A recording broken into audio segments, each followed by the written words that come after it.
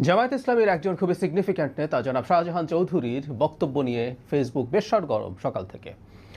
সরগরম হবারই কথা। আবার যারা জামায়াত ইসলামীকে বা ছাত্র শিবিরকে মোটামুটি একটা লম্বা সময় ফলো করেন তাদের খুব অবাক হওয়ার কথা না। জনাব শাহজাহান চৌধুরী যা যা বলেছেন এগুলোই বলার কথা, উনি বলে ফেলেছেন সামহাউ। এক ধরনের ক্ষমতার গরম তাদের শুরু হয়েছে সম্ভবত সে কারণে, কিন্তু তাদের ভেতরে এই রকমই তারা।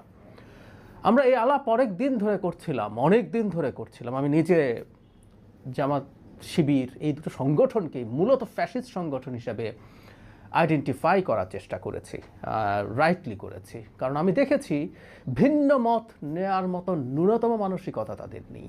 এবং শুধু সেটা না, অ্যাট এনি কস্ট ক্ষমতায় যেতে হবে। ক্ষমতায় যাওয়ার জন্য তারা যে কোনো কিছু করতে পারেন।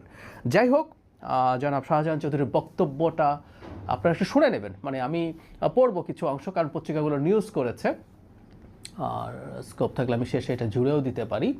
আপনারা শুনে নেবেন। কারণ হচ্ছে একটা মানুষ কিভাবে বক্তব্য দেন, আমি বহুবার বলেছি, একটা মানুষকে যখন আমরা দেখি বক্তব্য দেওয়ার সময় তার বা শুনলে অনেক বেশি ইনফরমেশন পাই তার ইনফ্লেকশন অফ ভয়েস থেকে। তিনি কিভাবে কি টোনে কথা বলছেন, কোথায় স্ট্রেংথ দিচ্ছেন, কোথায় ইন্টোনেশন কেমন, এবং তার ফেসিয়াল এক্সপ্রেশন এবং বডি ল্যাঙ্গুয়েজ। মানে আমি ওনার শরীরের মধ্যে ক্ষমতায় চলে এসছে বা কাছাকাছি এই ধরনের হ্যাডাম বলি না, সেটা দেখতে পেয়েছি। এবং তার জোরেই তিনি এই টোনে কথা বলছেন, এটা মনে করার যথেষ্ট কারণ আছে। আমি একটু পড়ি। তিনি বলছেন, আমাদের আমিরে জামায়াতকে বলতে চাই, নির্বাচন শুধু জনগণকে দিয়ে নয়। আমি ন্যাশনালি বলবো না, যার নির্বাচনী এলাকায় যারা প্রশাসনে আছেন তাদের অবশ্যই আমাদের আন্ডারে নিয়ে আসতে হবে। আমাদের কথায় উঠবে বসবে, আমাদের কথায় গ্রেফতার করবে মামলা করবে, আমাদের কথায় গ্রেফতার করবে মামলা করবে। হাসিনা এভাবে বলেছে, মানে এই আলাপ কেউ করতে পারেন। হাসিনাও একটু চক্ষু লজ্জা টজ্জা মনে হয়ে রেখেছিল। আমরা জানতাম কে করে কি করে, কিন্তু এখানে আর রাগ ঢাক নাই, হাসিনাকে ছাড়িয়ে যাচ্ছেন। তিনি বলেন, জামায়াতে ইসলামের জন্য আজকের এই সুযোগ ভবিষ্যতে আর আসবে না। দুর্নীতির টাকা বাদ দেন, পার্শ্ববর্তী দেশ হিন্দুস্তান থেকে বস্তা বস্তা টাকা দেশে ঢুকবে আর অস্ত্র ঢুকবে, এই বিষয়ে সজাগ থাকতে হবে। তারপর তিনি বলছেন, যার নির্বাচনী এলাকার প্রাইমারি স্কুলের মাস্টারকে দাঁড়িপাল্লার কথা বলতে হবে, উচ্চ মাধ্যমিক বিদ্যালয়ের সমস্ত শিক্ষককে দাঁড়িপাল্লার কথা বলতে হবে, পুলিশ আপনার পেছনে পেছনে হাঁটতে হবে, ওসি সাহেব আপনার কি প্রোগ্রাম সকালবেলায় জেনে নেবে আর আপনাকে প্রোটোকল দেবে, টিআরও সাহেব যা উন্নয়ন এসেছে সমস্ত উন্নয়নের হিসাব যিনি নমিনি তাকে খুঁজে বের করতে হবে। তারপর উনি কোথায় কোথায় কীভাবে খাতির দিয়ে কাজ নিয়ে এসছেন তার একটা বর্ণনা দিয়েছেন। জামাত কী বলতে পারে আমরা ধারণা করতে পারি, এটা খণ্ডিত বক্তব্য ইত্যাদি। সো পুরো বক্তব্যটাও ফেসবুকে চলে এসছে সো কল্ড খণ্ডিত বক্তব্যের জবাবে। ওনার এই বক্তব্যে কোনো রকম কোনো প্রভাব আসলে পড়ে না, কারণ এটা খুব কম্প্রিহেন্সিভ যে ক্লিপটা ছড়িয়ে পড়েছে। উনি আসলেই এগুলো বলেছেন এবং এগুলো মিন করেছেন। শুরুতে একটু তার বক্তব্যের মাঝে যেটা বলছিলাম, মানে ওনার কথায় মামলা হবে, ওনাদের কথায় গ্রেফতার হবে, এবং সব টিচার বা সবাইকে, স্কুলের টিচার কলেজ টিচার সবাইকে দাড়িপাল্লার কথা বলতে হবে। তার মানে ঘাড় ধরে বাধ্য করানো হবে, দাড়িপাল্লার কথা বলবি না মানে। কথাটা এই রকম। চিন্তা কতটা ফ্যাসিস্ট হলে, কতটা স্বৈরাচারী হলে এরকম চাপিয়ে দেওয়ার কথা বলা যেতে পারে। এই হচ্ছে পরিস্থিতি। কেউ বলছিলেন, মানে জামাতের লোকজন এই ধরনের একটা আলাপ করার চেষ্টা করেন, এবং একটা ধরনের কৌশল আছে ফেসবুকে, ঠিক সরাসরি জামাতের পরিচয় নেই এই ধরনের লোকজন বলার চেষ্টা করছেন, বিএনপি, আওয়ামী লীগ, জাতীয় পার্টি সবাইকে দেখেছেন ক্ষমতায়, এবার জামাতকে একটু ক্ষমতায় দেখা হোক। শোনা যায় ইদানিং চায়ের দোকান টোকানেও কিছু লোক গিয়ে এই ধরনের কথা বলে। আমি একেবারেই নিশ্চিত এটাও জামাতের এক ধরনের মার্কেটিং প্ল্যান। অ্যাপারেন্টলি সাধারণ মানুষ বলে মনে হয় তিনি আসলে জামাতের নিয়োগকৃত লোক, গিয়ে এই আলাপটা তোলেন এবং এই কথা বলার চেষ্টা করেন, এবং এটা কারো কারোর মধ্যে স্প্রেডও করছে। জামাত ক্ষমতায় গেলে কি করতে পারে আসলে এই আচরণ দেখেই বোঝা যাবে।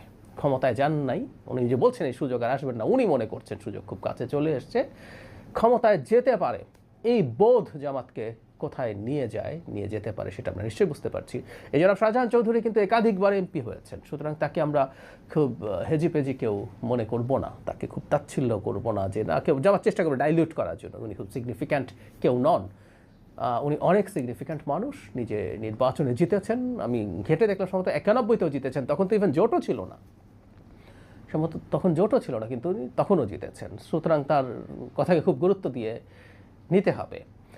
জামায়াতে ইসলামী তার ভবিষ্যৎ রাজনীতি স্বার্থে কখনো কখনো বা মাঝে মাঝেই খুবই বিনয়ী, খুবই জনগণের পক্ষের ওয়েলফেয়ারের পক্ষে কথাটা বলেন ক্ষমতায় আসার স্বার্থে। আদতে তাদের মানসিকতা এইরকম। কারণটা আমি এই কারণেই বলি যে আমি যখনই জামায়াত বা শিবিরকে নিয়ে কোনো সমালোচনা করি, এই যে এই ভিডিওর নিচেও অকথ্য গালিগালাজ হবে, অকথ্য গালিগালাজ হবে।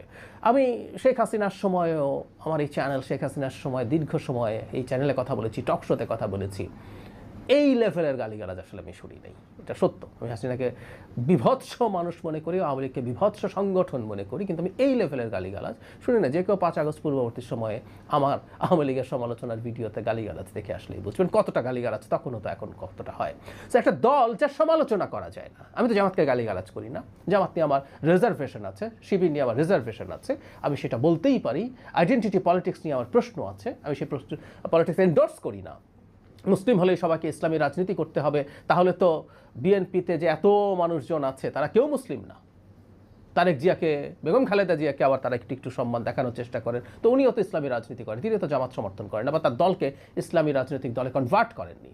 সো ইসলামী রাজনীতি গ্রহণ করে না এমন মুসলিম থাকে, এটা তার চয়েস। এবং কেন আমার চয়েস, কেন আমি আইডেন্টিটি পলিটিক্স, আমি আবারও একটু বলি, সেটা ধর্মের নামে হোক, ভারতে ধর্মের নামে হচ্ছে, হিন্দুত্ববাদের নামে হচ্ছে, পশ্চিমে হচ্ছে রেসের নামে, কোনো না কোনো ফর্মে। আমি ট্রাম্পকে পছন্দ করি না, মোদির রাজনীতি পছন্দ করি না, আমি জামাতের বা শুধু জামাত না, ইনফ্যাক্ট অল দ্য পার্টিস যেগুলো ইসলামী রাজনীতি করে সেগুলো, এটা আমার চয়েস। আমি একজন লিবারেল ডেমোক্র্যাট, আমি একজন মধ্যপন্থী মানুষ, আমি সেই রাজনীতি চাই। সেটা নিয়ে যখন কথা বলতে চাই, সেটার জবাবে যে অকথ্য গালিগালাজ আমাকে করা হয়, হুমকি দেওয়া হয়, এটা একটা গণতান্ত্রিক দল করে না। গণতান্ত্রিক দল মানেই হচ্ছে সে সমালোচনা অ্যাগ্রি করবে, পারলে এনগেজ করবে, সমালোচনার জবাব দেবে, না হয় কিছু করবে না। গালিগালাজ করা, অবশ্য আমি গালিগালাজ অফ করি না, আমি প্রায় বলি যে কমেন্ট আমার খোলা থাকে, গালিগালাজ করতে পারেন। এর মাধ্যমে অন্তত চরিত্র চেনা যায়, জানা যায়। বিশেষ করে একটা দল, যে দল নিজের এবং তার ছাত্র সংগঠনের নামের সাথে ইসলাম আছে, সেই দল যখন এগুলো করে, এগুলো আমরা অনেক আগে থেকেই বুঝেছি। আর একটা কথা আমি প্রায় বলি, ছাত্র শিবির কী বস্তু, এটা আসলে আমি কলেজে যখন পড়ি এইচএসসিতে, সেই কলেজ শিবির প্রভাবিত কলেজ ছিল, আমার খুব কাছ থেকে দেখা আছে। অ্যাপারেন্টলি কিছু ভালো আচরণ মানুষের সামনে করা, আর ভেতরে কি হয় না হয় আমার খুব কাছ থেকে দেখা আছে। আমি হস্টেলে থাকতাম, সুতরাং এগুলো আমার খুব দূরের বস্তু না। আর একই সাথে জামাত বা শিবির এই সমাজেই থাকেন, এই সমাজে থেকেই তারা তাদের কর্মকাণ্ড চালান, তাদের মানসিকতা, তাদের চিন্তা জানা আছে। জামাতের ইনসাইডারদের কাছ থেকে শোনা আছে, যারা একটা সময় জামাতে ছিলেন, ওখান থেকে বেরিয়ে আসছেন, বেরিয়ে এসে কোনোভাবে কোনো পার্টি করছেন না বা কোনো পার্টিতে ইনভলভড হয়েছেন বা অন্য পার্টি তৈরি করেছেন, এই ধরনের মানুষজনের কাছ থেকে জানা যায় ভেতরে ভেতরে কতটাও গণতান্ত্রিক এবং ফ্যাসিস্ট জামাত। তার অভ্যন্তরীণও ভিন্ন মত তারা সহ্য করেন না, এই ধরনের মানসিকতা জামাতে আছে। এগুলো নতুন কিছু না, অনেকে হয়তো খুব অবাক হয়েছেন, আমি বিন্দুমাত্র অবাক হইনি। এবং আমি এটা অবশ্য এই দেশের জনগণকে বলতে চাই, জামাত ক্ষমতায়